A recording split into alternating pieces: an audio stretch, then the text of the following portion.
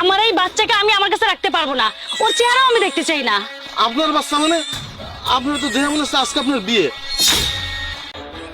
এই একটা কাজ করো, তুমি এখানে বসে ভিক্ষা না করে আমার বাচ্চাটাকে সামলাও। আরে আপনার বাচ্চা মানে? আপনার তো দেখে মনে হচ্ছে আজকে আপনার বিয়ে। আপনি বিয়ের কাপড় পরে রয়েছেন, আবার করছেন আপনার বাচ্চা, আবার আরেকবার করছেন বাচ্চা ফালতি ভরে। আমি আমার মায়ের কাছে রেখে ওকে বড় করতাম, কিন্তু ও তো মেয়ে, যার কারণে আমি আমার বাসায় রাখতে পারবো না, এর জন্য তোর কাছে দিয়ে গেলাম। আমি এখন আসি। নিজের বাচ্চা অন্যের দ্বারা কিভাবে দিয়ে যেতে পারে? এরকম একটা মা কিভাবে এতটা নির্দয় হতে পারে? আমি তো নিজেই ভিক্ষা করে খাই, যাবে না? তাহলে মাসুম বাচ্চাটা না জানে কি হাল করবে। আমি কি করব? ও ভিক্ষা দেন, এই গরিব আপনার জন্য অনেক দোয়া করবে। দোয়া করবে আমার জন্য? এই নাও 500 টাকা। আমি আমার বউটাকে অনেক ভালোবাসি, তাই অন্য কোনো মেয়েকে বিয়েও করতে পারবো না। শুধু এতটুকুই দোয়া করো। আমি কি করবেন আপনি দেখবেন, হয়তো খুব তাড়াতাড়ি আপনি বাচ্চার আনন্দ পাবেন, বাচ্চার সুখ পাবেন। আচ্ছা ভাইজান, জি বলুন। আমার একটু উপকার করবেন? কি উপকার? করছে কি, আমার একটা নাম। হ্যাঁ, কথা বলুন। হ্যালো, আসসালামু আলাইকুম ভাইজান। ওয়ালাইকুম। আপনার ফোন দিতে কইলেন ভাইজান, আমি একটু আপনার সাথে দেখা করতে চাই। কি ব্যাপার? কি হয়েছে? কিছু লাগবে? কিছু প্রয়োজন হলে পাঠিয়ে দিচ্ছি। আচ্ছা ঠিক আছে, আমি আসছি। আচ্ছা ঠিক আছে ভাই, অনেক উপকার হলো আমার। Thank you. ভাইজান হয়েছে কি, আমি প্রতিদিনের মতো জায়গা বসে ভিক্ষা করছিলাম, একটা মায়ের বউ সাজে এসে এই বাচ্চাটা আমার কোলে দিছে। আমি তার আটকানো, তার আমি তো ভিক্ষা করে খাই, আমি কি করে এরা মানুষ করব? আপনি তো আমার কইলেন যে আপনার কোনো বাচ্চা কাচ্চা নেই, আপনি একটা কাজ করেন। বাহ, অনেক কিউট। আমি অনেক খুশি। জানো, আমি গতকালকেই আমার ওয়াইফের সাথে লালন পালন করব। তুমি চিন্তা করো না, এই সন্তান আজ থেকে আমার কাছেই থাকবে আর আমার পরিচয় বড় হবে।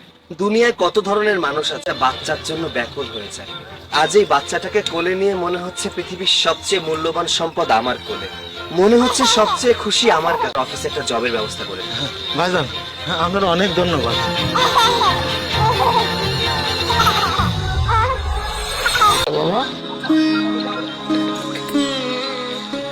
তো অনেক টাকার গরম না?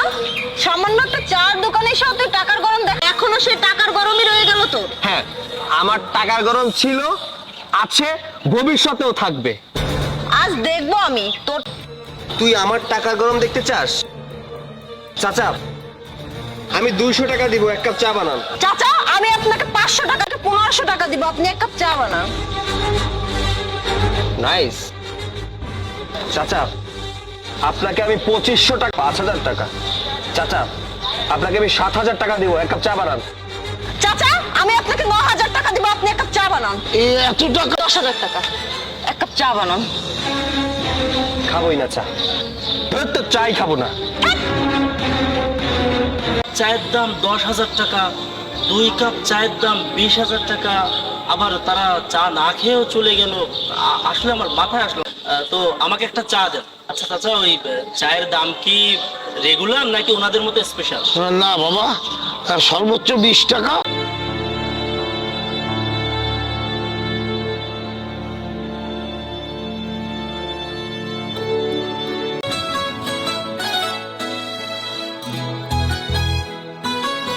এক্সকিউজ মি ভাইয়া, একটা কথা। আবার এখন দেখছি এখানে গল্প করছেন, আর যে চায়ের দাম 20-20-40 টাকা সেইখানে 10-10-20,000 টাকা দিন। ঝগড়া না, ও আমার গার্লফ্রেন্ড। আসলে হয়েছে কি, আমরা যখন রাস্তা দিয়ে যাচ্ছিলাম হঠাৎ। আলী সাহেব, আমি মরিয়মের স্কুল থেকে বলছিলাম। জি। আপনার মেয়ের স্কুলে 20,000 টাকা বাকি আছে। 20,000 টাকা পরিশোধ না করলে আপনার মেয়েকে আমি আমি যেভাবে পারি স্যার টাকাটা ব্যবস্থা করে দেবো স্যার। 1 বছর হয়ে গেল, এখনো কোনো টাকা দিচ্ছেন না কেন? তবুও যেভাবে পারি আমি ম্যানেজ করে দেবো স্যার।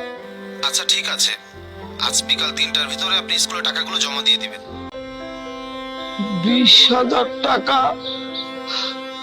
আমি কোথায় পাবো?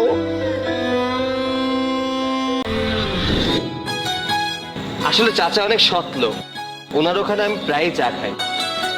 চাচা এত বড় একটা সমস্যায় আছে। আচ্ছা, আমি তো ভাবলাম কি না কি, আসলে আপনাদের মতো এত ভালো মানুষ এখনকার যুগে খুঁজে পাওয়া যায় না। বিষয়টি ভাবতে তারা নীরবে সেটা সহ্য করে যায়, না পারে একদম গরিবদের মতো কারো কাছে গিয়ে হাত পাততে, না পারে কারো কাছে গিয়ে চাইতে। এটাই তো মানবতা। আচ্ছা, থ্যাংক ইউ সো মাচ ভাইয়া, আর আপনাদের দুজনের জন্য শুভকামনা রইল। সাকসেস।